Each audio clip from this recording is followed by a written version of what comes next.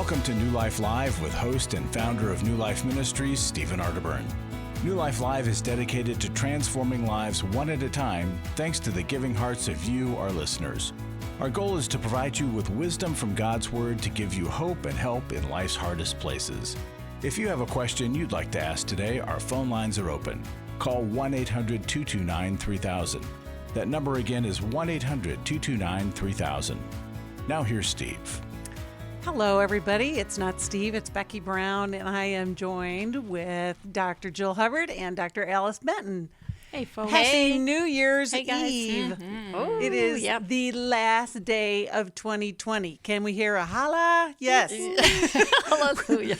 We are so Yay. excited that this year has come to a close. I know. Everybody is excited for this holiday. You know, but the funny thing is, what did you learn this year? Like when you think back on 2020, who knew back in January that this is how we were going to spend the year? And I can remember back, even like in February, when some of my travel schedule was starting to amp up, I was feeling a little bit of pressure there, and I'm thinking, and then all of a sudden, poof, there was no travel. There was no going anywhere, and it just all cleared up, all that pressure, But I think this year has been a clarifying year. We've discovered where we need some help and maybe where some things needed to change because of all of our distractions were taken from us. Mm-hmm. How about you guys? What did you learn this year? As you reflect back on 2020, what are you going to take with you or leave? Well, I think for me, the shifting of expectations was a good thing, right? Yes. And like you were talking about the pressure, life goes at such a fast pace. And when it all stopped, there was some relief in that, right? And then to adjust the expectations where, okay, we couldn't do as much. So then, lesser things became kind of nice, right? So enjoying kind of more simple pleasures, I think, has been a good thing. But I think also this idea that we have known here, because we preach it all the time, but even more so, is how important connection is. Oh, yeah. And that, nothing can replace the face-to-face. As wonderful as Zoom is, and the, being able to see people via the computer, you got to be in the same room with people. Yeah. Right? I think faith has taken on a new importance this year, too. I just saw a Gallup report that the only group of people whose mental health improved from 2019 to 2020 was weekly attenders of churches. Wow. Not to a particular faith, but people that go on a weekly basis reported improved mental health over this past year. And almost everybody else reported suffering mental health. You mean ones that were able to go in person? Even online. Even online, but just okay. weekly participation in faith. I think that is one of the things, that's a great statistic, that is. But I also think that is so key. We had all of the regular things taken from us, for good reason, right? And so all of a sudden we were flying without a net. And the choice to make church or community of believers a regular event in your life, it helped. And so that's really a good statistic. I also know that New Year's Eve is a really challenging day for so many people. For our listeners who have struggled with alcoholism or drug abuse, I know that this is the big party night. And thankfully, see, COVID took that away too. You can't have big parties, so you're not going to have that to deal with. But I also know that urge is there. And so I want to encourage you, if this is part of your story, don't make this the end of your sobriety. Connect with somebody in your recovery group. We have life recovery groups that you can connect with as well. I also know that, there's a lot of romance that's kind of built up around New Year's Eve. And for those of you who are not in a romantic relationship, or for those of you who are in one that is not real healthy, it's all okay, because there's going to be a new year. And God loves you exactly for who you are, where you are, and has a life that is waiting for you to discover for His purposes. And I just want to encourage you today. Today isn't the day to figure out, okay, what resolution am I going to make and not keep? Or what do I need to improve? But just hold on to the truth that God loves you so very, very much. We're going to take a break, and we're going to come back and answer your questions. And can't wait to talk to you today. We'll be right back. I came into this thinking that my husband was the cause of many of our issues. The New Life Intimacy and Marriage Workshop will be held online Saturday, February 13th. But after learning about our attachment styles, I understood how our past hurts were playing into our present problems. Join Steve Arterburn. It's been a dream of mine for a long time to help people to grow more intimately together, and we believe that everybody has room to grow in the intimacy level of their life. And Milan and Kay Yurkovich. We help couples understand how their attachment style is sabotaging their current relationship, and then we teach them how to create comfort in a relationship. To register to find out more, call 1-800-NEW-LIFE. That's 1-800-639-5433 or go to newlife.com. Here at this workshop, we had our first ever conversation without yelling, blaming, and accusing. 1-800-NEW-LIFE.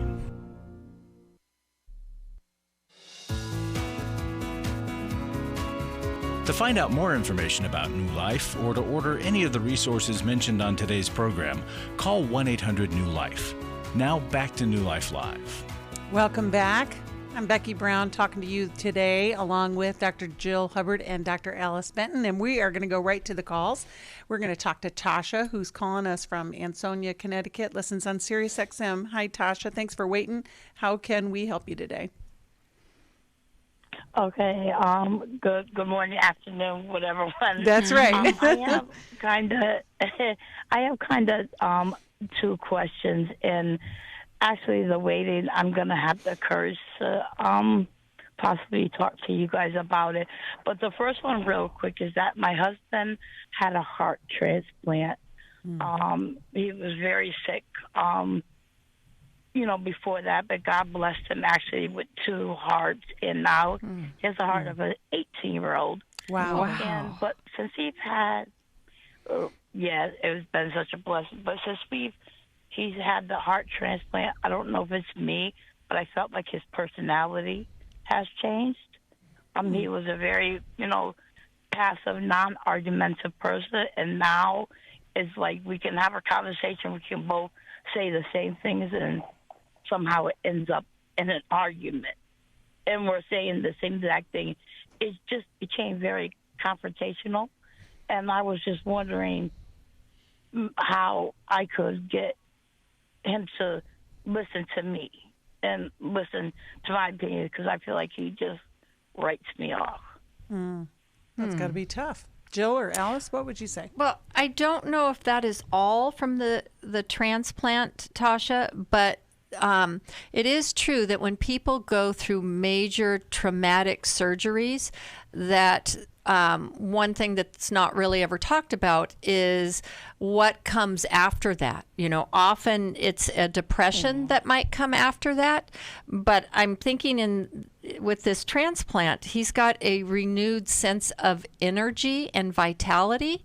In life, it might just be psychological, right? But if his heart wasn't working so well before, that takes a toll on your body.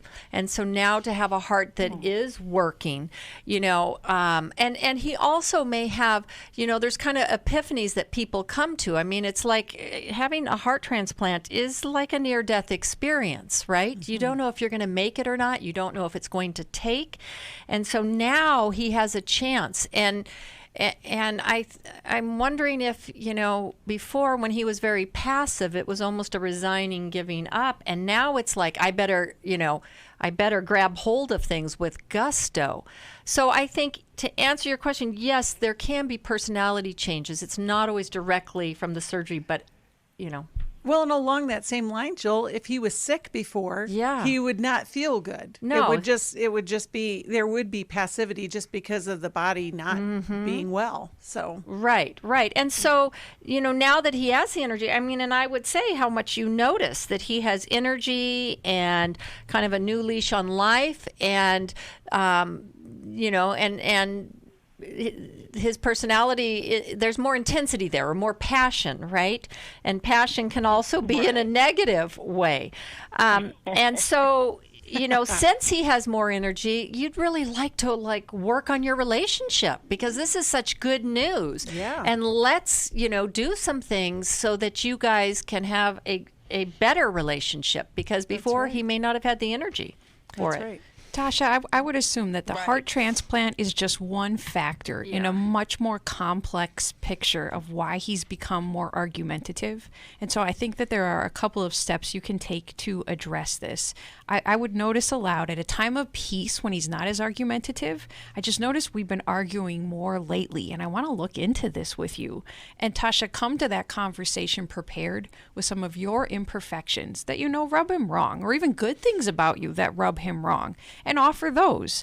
I know I can be short sometimes. I can be irritable sometimes. And I want to hear how that and anything else I'm doing is maybe upsetting you or rubbing you wrong lately.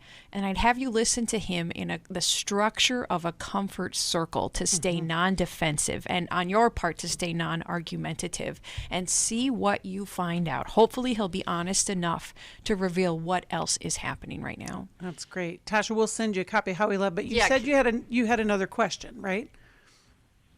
Yeah, and that was a really good point. I never really looked at it like that.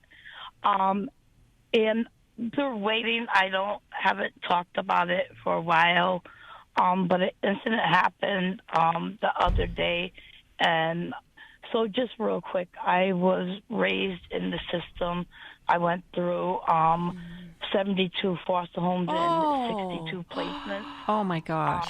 Between the ages of 10 and 18, and at 18 I hadn't even been to a public school since I was 9, and I was basically thrown to the streets. They said there was nothing more they could do for me, and that was it, and just kind of thrown.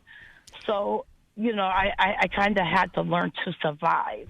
And I have recognized that about me, that, throughout life, a lot of times, I would always make it look like I knew something when I actually didn't. But I just didn't want people to look at me any different. So, a lot of people don't even know that I was raised in the system, that, I don't know my father.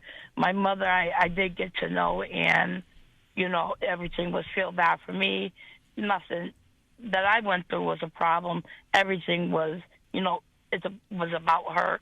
But the thing that I've come to is that I have such low self-esteem.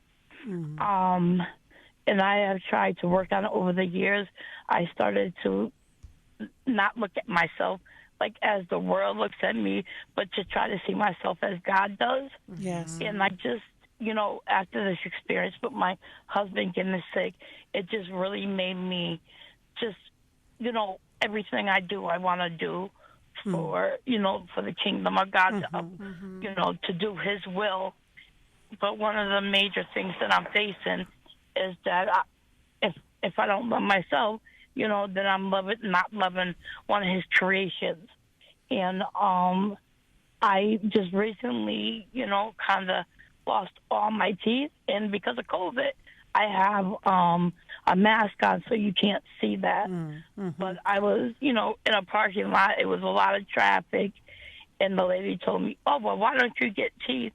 And at first it didn't bother me, but I was 10 minutes later bawling in the car because it bothers me, so much. And I feel like, Tasha, I already have self-esteem issues. Tasha, this information is so important, and I think you keep a lot of your deepest feelings to yourself, because who has been safe enough and stable enough to bring your heart to, and even to admit your ignorance to? And I want you to begin to see value in your ignorance, because when we just assume we know or we pretend we know, we're held captive. When we can say, gosh, I don't know what's going on, and I don't know what to do about this, and I'm afraid, and I'm not even feeling good about myself right now, that draws people in. That vulnerability, Tasha, it's drawing us into you right now. And I want you to take that vulnerability to your husband, admit that ignorance of what's going on right now, and see if that will open up some answers for the two of you in a deeper level of intimacy. Well, and along with what you're saying, Alice, Tasha, when you talked about your growing up experience, my thought in my head was, you are a hero. Yeah. You overcame so much. And I hear the brokenness. You need somebody around you to just hold you and to show you what your value is. God has a plan for you, a huge plan, because you went through all of that, but he sees you. And it's amazing that you are there for your husband as well. I mean, yes, these are kind of rocky areas, but you're learning. So, like, along with what Ella said, you've got a great future ahead of you. And I'm so sorry for the unkindness of strangers. And, I always think about what Jesus said when he was breathing his last breath as a man on earth. He said, Father, forgive them, for they know not what they do. And I know that that's easy to say, and the words are really painful to you, but sister, God loves you. And the woman who said that, she has a lot more pain in her life that she would pick on you to say something so hurtful.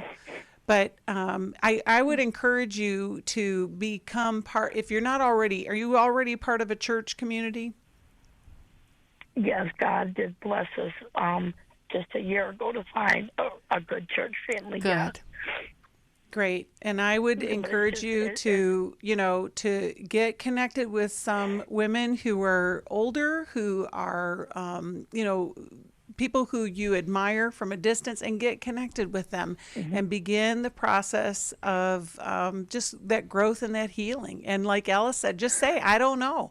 Just keep saying, I don't know, because you know what? That's where the freedom is. And it's easier to help somebody when they know that they don't know than somebody who knows everything. Yeah, and it would be great to have a mentor, like an older woman who would be like a mentor or someone to disciple you, that you could ask those questions to. You know, I mean, I have people in my practice that they say, I didn't learn these things. Can you tell me?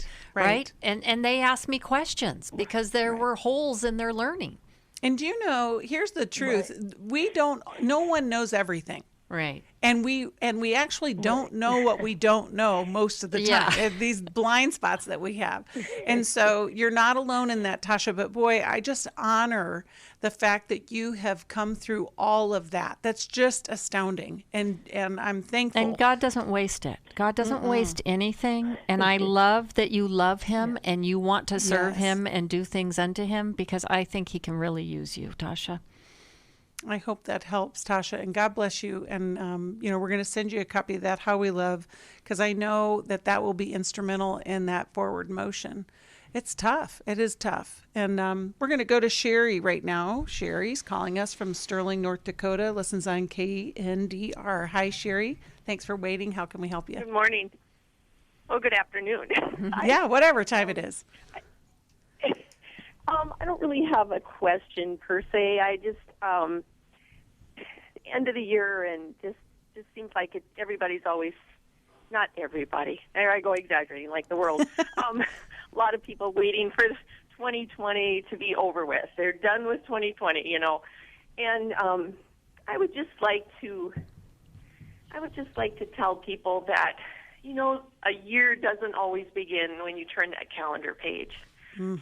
Years start by different markers, and a lot of good happened in 2020. And when we fail to recognize that, I think we fail to recognize the Lord at work in our lives.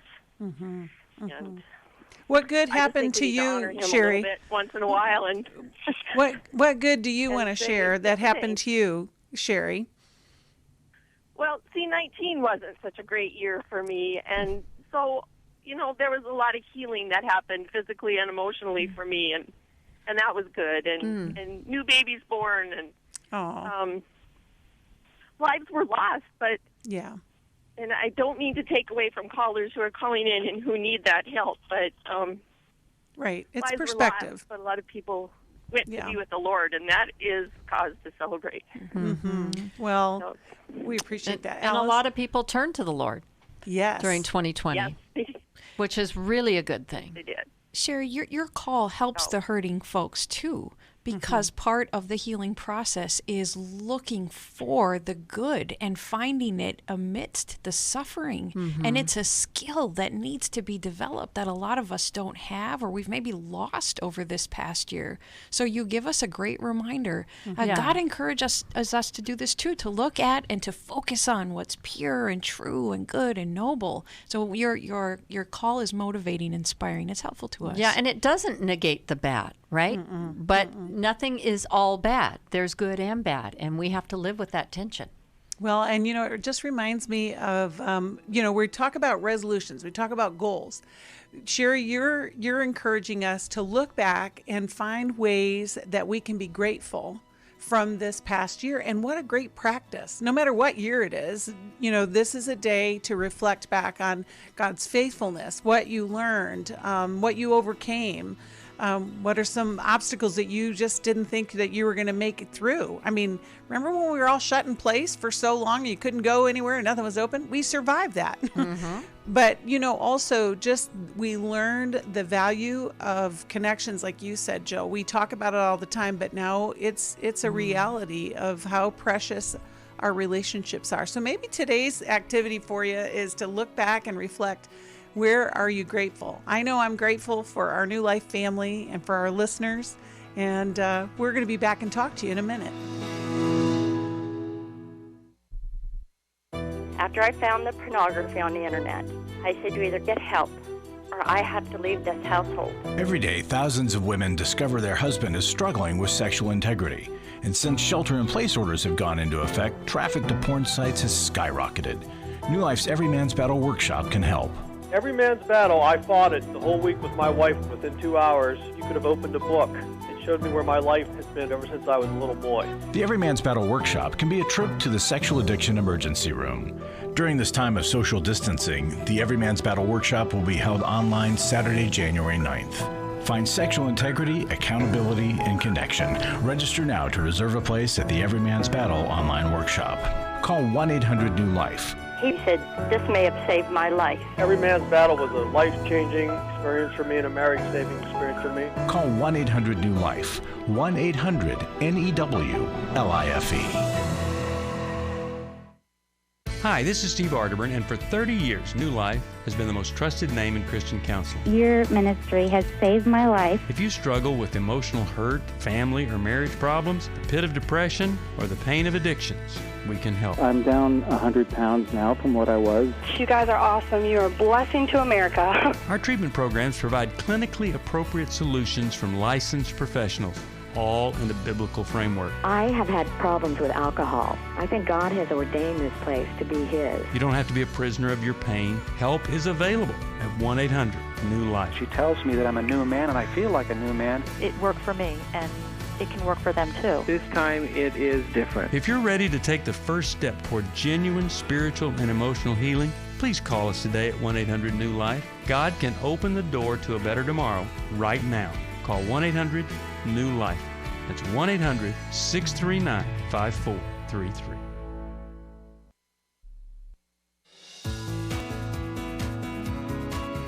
We'd love to hear from you. If you have a question or a comment, call toll-free 1-800-229-3000. Now back to New Life Live. Welcome back.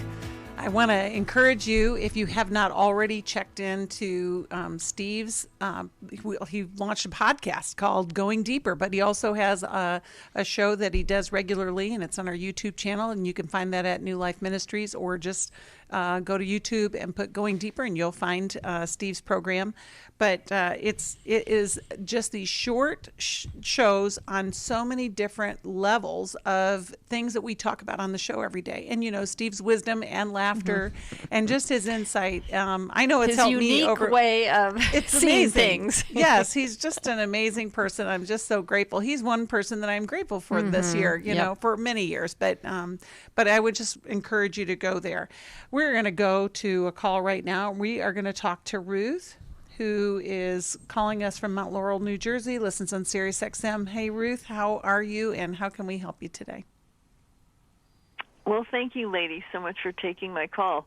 I'm trying not to cry after hearing Tasha and her reminder for us to see ourselves as God sees us, not as the world sees us. And then, Sherry, there's always something good. We have to trust God and know that He's doing good and helping us overcome. He's working behind the scenes for sure. Yes, that's true. Yes, which definitely applies to why I'm calling you, ladies. Okay. My two daughters, and the older one is married. They live 5 minutes apart from each other out west. And last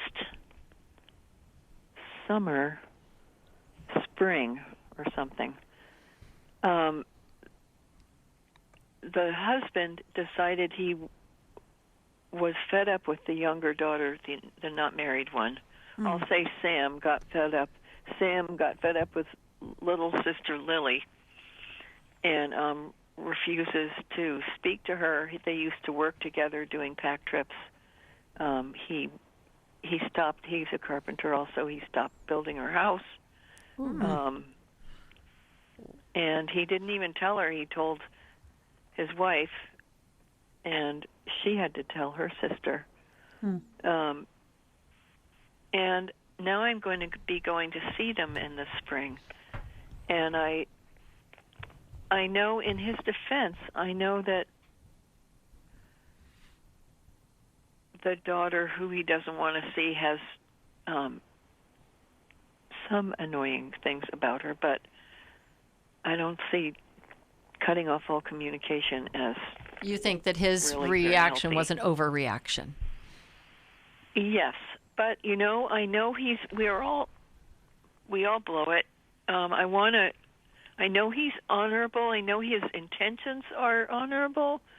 Like, he was working for an outfitter, and the guy he was working for started cheating on his wife, and Sam just said, I'm not working for him anymore.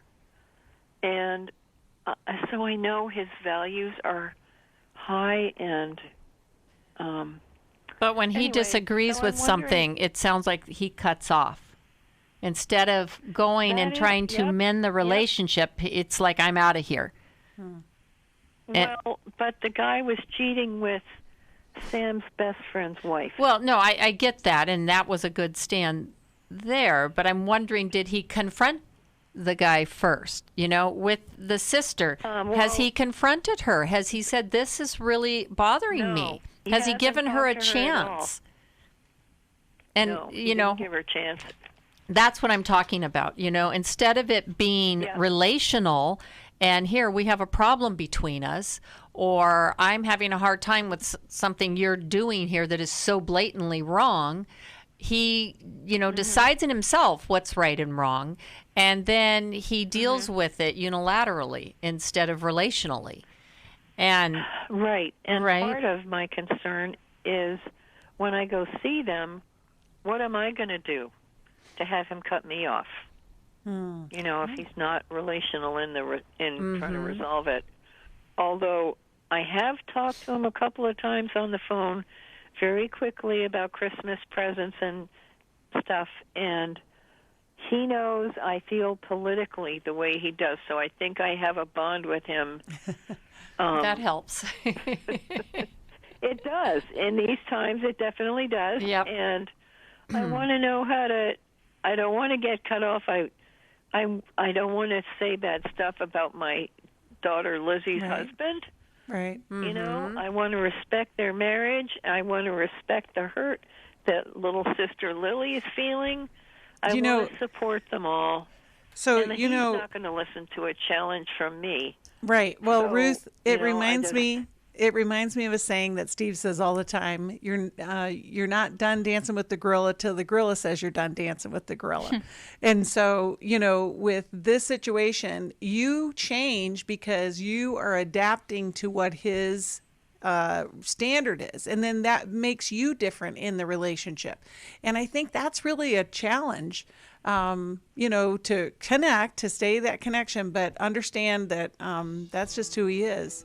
Alice, do you want to offer anything, or you want to? Like being a bully.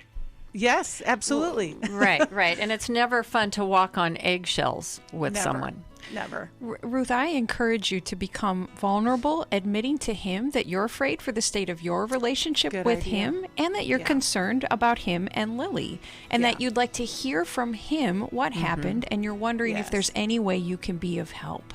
That's great. That's insight. Wonderful. That's a great insight. And then with Lily, too, to hear, daughter, what do you think happened, and what's your part in it? Yes. Yeah. It's so tricky, these relationships that we have. But There's a way forward. Ruth, we're going to come back and talk a little bit more with you after the break. But I tell you, if you are listening and you know that your family is walking on eggshells, you might need to get some help for them. We'll be right back. I feel blessed to have had this opportunity for my needs to be met, connecting with other women who are fighting the same fight, hoping for healthy marriages and growing closer to the Lord on their journey. My name is Shelly Martinkus, and I want to personally invite you to the Restore Workshop. If you have been affected by betrayal, it might be that your husband has been looking at pornography, it might be an emotional, physical affair. I would love for you to come join us. I feel encouraged and hopeful that even in my struggle, I am enough. You will leave with hope, with a community of sisters ready to support you, and you will also leave with tools to move you forward on this journey. Through the sharing in our small group, I realize that I am not alone. Please don't hesitate. Pick up the phone, call 1-800-NEW-LIFE. I would love to see you there. The Restore Workshop is being held online Saturday, February 27th. Call 1-800-NEW-LIFE to find out more. That's 1-800-639-5433 or online at newlife.com. I was really living a very anxiety-filled life. I turned on New Life, and the topic that day was about anxiety. And just by listening, I got relief. You can help New Life Live stay on the air by joining Club New Life today. When you sign up to support us monthly through Club New Life, we'll send you the new member thank you gift of 7 books, including Growth Has No Boundaries by Drs. John Townsend and Henry Cloud, Take Your Life Back by Steve Arterburn and Dr. Dave Stoop, and the Emotional Freedom Workbook. Plus, there are ongoing benefits like access to the Club New Life video library, the monthly Club New Life CD or download, quarterly resources, free shipping on purchased resources, and discounts on workshops. Call 1-800-NEW-LIFE. That's 1-800-639-5433. Support Club New Life, and together we can help hurting people find help and hope in life's hardest places. Call 1-800-639-5433 to join Club New Life today.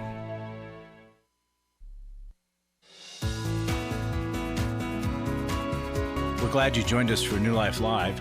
To be a part of the program, call 1-800-229-3000. Now back to New Life Live. Welcome back. Happy New Year's Eve. We are talking to Ruth, and by we, it's me, Becky Brown, Dr. Jill Hubbard, and Dr. Alice Benton. We're taking your calls today. Ruth, we had a few more things that we wanted to talk about with you. Alice, do you want to start? Ruth, I really appreciate that you can acknowledge that your daughter has some annoying behavior. Mm-hmm. And with your description of Sam, and that although he does cut relationships off, he usually has a strong reason for doing so. I would guess that Lily probably needs some truth brought to her. And if you can do that after the conversation with Sam, where you're better informed about why he did what he did, I hope you'll bring truth with a lot of grace to Lily, because she may need to be called up out of that annoying behavior she engages in. And I think that you can encourage her. You know, you can't do it for her, but you can say, okay, here are the pieces. Or Lily, you know, are you willing to look at some of these things? And are you willing to do some repair in this relationship so that the wedge doesn't keep getting bigger and bigger? Does that help, Ruth? Lizzie doesn't want to talk about it. Lily or Lizzie? Sam doesn't want to talk. Lizzie, the wife, the older daughter, doesn't want to talk about it? Doesn't want to even tell me what's going on. I actually figured it out by what wasn't happening. Like Sam had stopped working on Lily's house. They weren't working together doing pack trips anymore. Why is Lily working for someone else now? And I was putting pieces together, and I finally said to them, what's going on? And so they never even talked about it with me, and they don't want to talk about it with me. But I could talk to Lily, like you're saying. Well, and there's repair that needs to happen here, right? And it's sounding from what you're describing that it's on Lily's part. You don't think the door's open, Ruth? Is that what you're saying? I don't think so. So I'm assuming it's not, and I wonder how to handle the family visit. Maybe asking each of the girls, how do you want me to approach this? So I just won't expect that we'll all have dinner together or do anything together. I think that's a great approach. That sounds like it. Yeah. Are you comfortable with that? It's like, how do we walk on eggshells or the gorilla, basically? But I want to. Well, and be careful, Ruth, not to make Sam restoration. Be careful, even though my analogy said the gorilla. Be careful not to make Sam the gorilla, because you don't know the whole story. Mm-hmm. And so, you had said you had said that he drew a hard line with his partner before because he was having an affair, and that was justifiable. Where he was just like done working with him.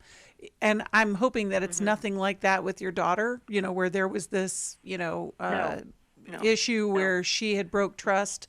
And, but you don't know until you get some answers to that. No, nothing in that department anyway.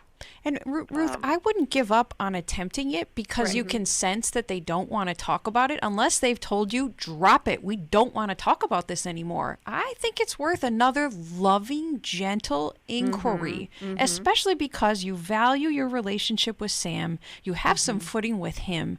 And so, tell him that. Tell him you value the relationship. Yep. I do.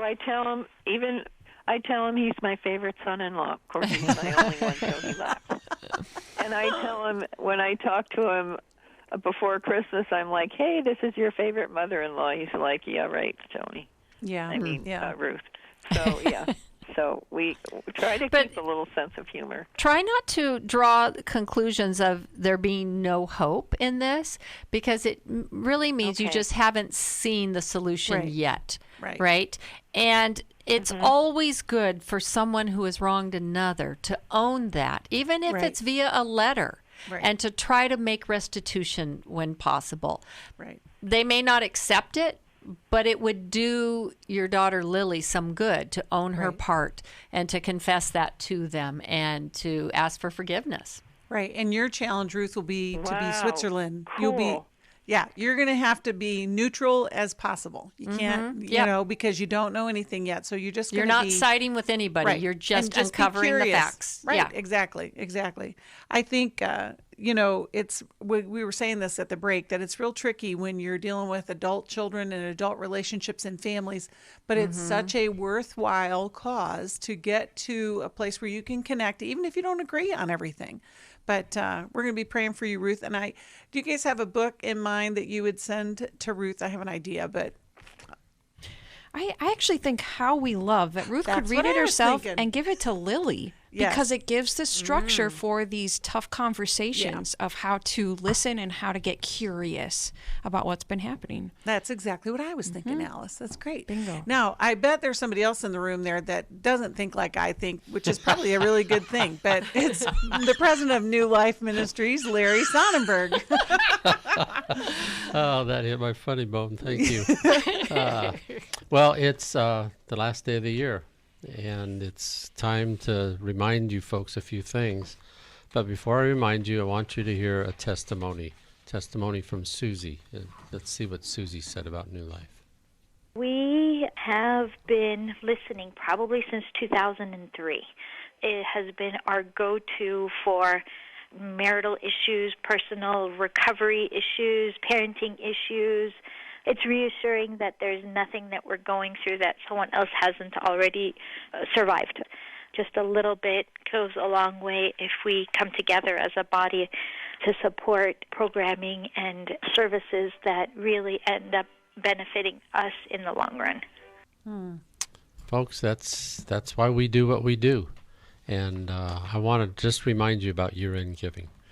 If you're going to make a year-end gift by mail, make sure it's postmarked with a December date if the tax deductibility for this year is an issue for you.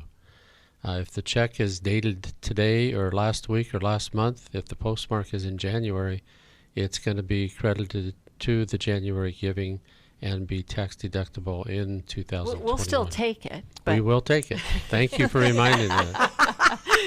Because we start over January 1, That's right? Well, that was my next thing, is that if tax deductibility is not an issue, we'd welcome your gift in January just as much as December. We got a lot of people will be taking a breath before they make their next gift after this year. We will be taking calls tonight until midnight Central Time. And the same is true for your online donations. If you want to make a gift for this year, do it by midnight Central Time. And then finally, please consider joining Club New Life. What a great year-end gift that would be. And if you're a Club New Life member, think about increasing your monthly giving amount, maybe $5 or $10. I was looking at something, caused me to look at somebody's account today. They've been giving $30 for about 12 years. And that's great. I mean, hallelujah, thank you, we love it. But what else do you do that doesn't get increased a little bit all the time? And so just think about it. That's true. And so we love what we do here. We want to keep it going. We've had a most interesting year, really good in some ways and really challenging in others. But you've brought us through it. Can't say thank you enough. Yes. This is the last time you're going to hear me ask this year. In 2020, we're done. No. I'll start. But isn't it great? We're going to start in I think it's going to be our 33rd year of ministry in 21. Isn't that right, Larry? That's right. Wow. Yeah. So, I mean, keep it going. Think about all the people that we're helping through your support and just God's faithfulness through all of the things. We're just so grateful. But we're going to answer some calls, Larry, if that's okay with you. Go at it. We're going to talk to Lisa, who's calling us from Birmingham. She listens on the podcast, and you can too. Wherever you get your podcast, you can download it there. But Lisa, how are you today, and how can we help you? I'm good. It's great to hear you all. I have been blessed, like the testimonial, many times from your advice to people. So I appreciate what you do. Great. How can we help you? I am calling about an incident that occurred on Christmas Day with my adult children and I and my new granddaughter. And to give you a little background, I have 3 adult children, a daughter and 2 sons. And we were at the middle son's home, and we all have dogs. And my daughter gave birth in the pandemic to my first grandchild, and she was born in March, and she's had 2 intestinal surgeries, and she was in the hospital for a respiratory issue fairly recently. So she's had a pretty rough coming out, so to speak.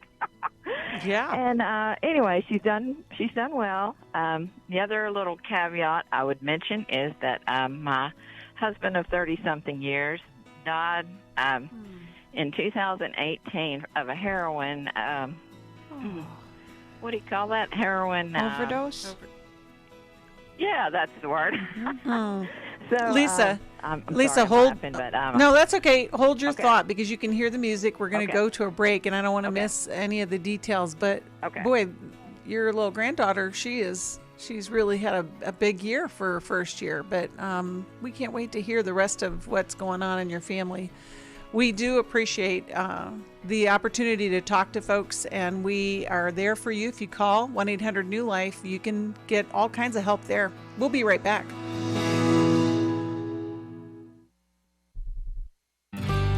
For most of my life, I've been dealing with an opiate addiction. Why is opioid addiction quickly becoming one of our nation's biggest killers? Maybe it's because it isn't only those who are addicted who are in denial. We did what I see so many parents do, is it can't be an addiction. There's something medically wrong. It's impossible to solve a problem when you don't know what you're up against, and families will try to find any explanation except the one that will put them on the right path. Alcoholism and drug addiction is a family disease. It doesn't affect just the individual. If someone you love is abusing painkillers, know what you're up against. It's time to admit its addiction and seek treatment. Call us today at 1-800-NEW-LIFE. We have partner treatment centers around the country. Call 1-800-639-5433 or visit us online at newlife.com. We just made a decision. We will do whatever it takes. 1-800-NEW-LIFE. Hi, this is Steve Arterburn, and for 30 years, New Life has been the most trusted name in Christian counseling. I'm an addict, and I'm trying to get God in my life again. You seem to be able to get to the crux of a problem quickly. Our Christ-centered treatment programs can help you break free to embrace all that God has for you and your family. I just want to thank you guys for bringing me to a relationship with Jesus. There really is help for marital problems, depression, addictions, panic attacks, and feelings of hopelessness. I came back with so many tools to help me prepare myself to fight this struggle and this battle that I have every day. You can start living again today. Living the life God intended for you. Help is available at 1-800-NEW-LIFE. They did care, and they did follow up very lovingly, and it made all the difference in my life. Call us at 1-800-NEW-LIFE. Someone who cares is waiting at the other end of the phone. God can open the door to a better tomorrow right now. Just call us at 1-800-NEW-LIFE. 1-800-639-5433.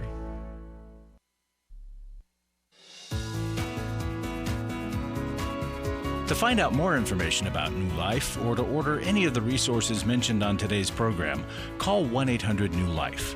Now back to New Life Live. Welcome back. Happy New Year's Eve. And we are reflecting on all the things in 2020. And Lisa, you were telling us about your Christmas with your family. Mm-hmm. So please continue. Yes. So my ex-husband was a functioning alcoholic for all of his adulthood, and I did not know that he was. But anyway, it all came to a head, and we did an intervention, and he moved out, and then we divorced in 2010. But my kids, all this, and then he died, in mm-hmm. 2018. And so my kids are really still trying to, I guess, put all the pieces together. Mm-hmm. And we still try to have, somewhat of a happier time, right. Holiday-wise. And it's very challenging. And so this year we were all at my son's house. And my son, we all have dogs, and they were not all there. But my middle son's dog bit my daughter's granddaughter in the face. Oh, this morning. Child who's already been through so much? Yes. Oh, she had to go to the hospital. She spent all day there. They did multiple stitches on her face. Oh. My daughter, she has gotten her coping mechanism has been an iron will of you just push forward, and so she has been very she came home and told them it was not their fault and they did not need to be upset, and wow, her daughter was going to be fine. But the middle son and his wife feel very guilty, and I have talked to him. My daughter has talked to him. My middle son, the way he handled his father's death was just to shut down and not talk. Mm-hmm. And so that's kind of what he did that day, was he just didn't talk. And my daughter-in-law was very upset, and so it pretty much messed up our day. But anyway, I just wondered what you could tell me might be some wisdom to pass on to my adult children to try to help them get past this next little trauma that we went through. So it just seems like we just go through things constantly. So I know sometimes it's just like that. And, yeah. Well, Jill, Alice. Anyway. Lisa, you might point out to your son that you are concerned about him and you see a pattern, and you know that his father's death deeply affected him, and probably the divorce too, and that you see him shut down, you see him quiet down when he goes through something difficult. And I'd have you point out if this is true about you too. I noticed you point out your own laughter as you talked about your husband's death, that your coping might be that you laugh through tough things, which is not uncommon. Yeah, it's not uncommon. Inappropriate affect is common. And bringing that to your son. And bringing that to your son, son, I do this. I laugh through things, and that's what helps me through. But neither you nor I are coping the best way we can with these very difficult losses and trials we've been through. And then you might suggest that you both get help. You might suggest counseling. We could both benefit from it. I've done it a lot, but he never has. So, yeah. Because these things pile up, right? Yeah.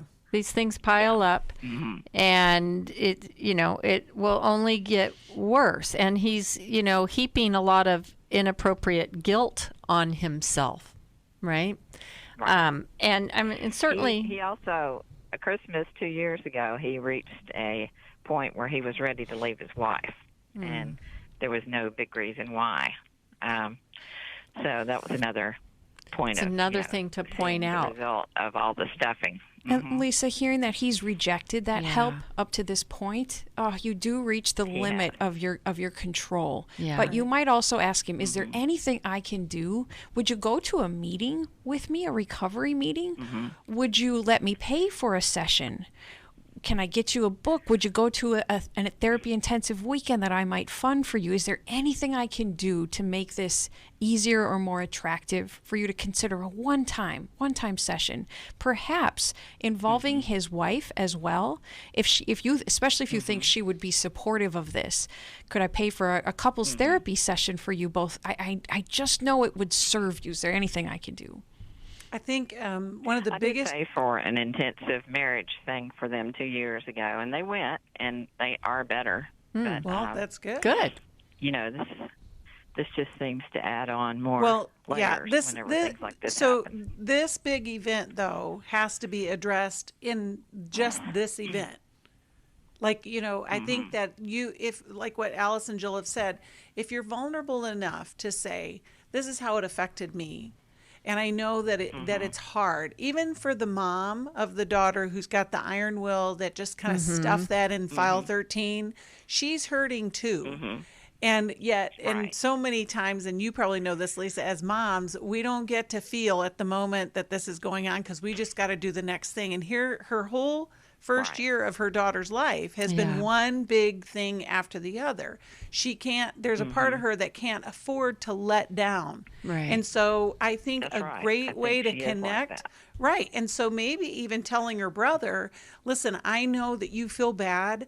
This is one thing that you could do. You could connect with your sister, not from a I feel bad, not from a regret and I can't make it right, but how can I help you? What do you need help with? What can I do for you? Right. You know? She's already offered forgiveness. Right. Is he going to accept that? But then in that, offering some form of restitution. Right. Right? Right. That I want to do something for you. I know that you've forgiven me, but I want to do something. I can't make it go away, but I want to do something to help. I think it's a great idea. And it would feel like an action step for him instead of just stuffing the feelings. Right. Lisa, it's curious to me. It's curious to me that when you talked about the history of offering him help, you led with he always turns it down. But later you pointed out, but one time he accepted. Right. So don't let the failed attempts stop you from trying again. Consider that you succeeded once. Well, and that idea of pointing out the pattern that Alice was talking about. Do you know, you just asked Ruth about what he could do. I wonder if there isn't some project at your house that everybody has to come over. Hey, we're going to strip wallpaper. I need this room painted, all under the guise of everybody helping, but just creating those spaces where they can come together again that are not contrived and are not, this is awkward. Because the more you can get them to connect on that level, those walls are going to come down and they're going to be able to connect in deeper ways. I think, and we talked about this even at the break. Remember, you guys, I said it's awkward because Christmas, Thanksgiving, Easter, we have these places where all these adults come together that don't ever do life together. And then there are these big blow-ups, right? And it's like, because there's no transition, there's no connection. And so, Lisa, that may be a way for you. Maybe it's Sunday dinners that you just say, hey, every Sunday you're going to come over and, bring a dish to share and just start to sit around the table with your family and help them to reconnect in a new way and leave the dog in the kennel or something. I don't know. We learned a harsh lesson on that one. Yes, I think that that's the best way to go forward. But, we're going to send you How We Love. I think that'll help with the process of moving forward. And, we wish you and your family a great new year. As we wrap up with less problems. Exactly.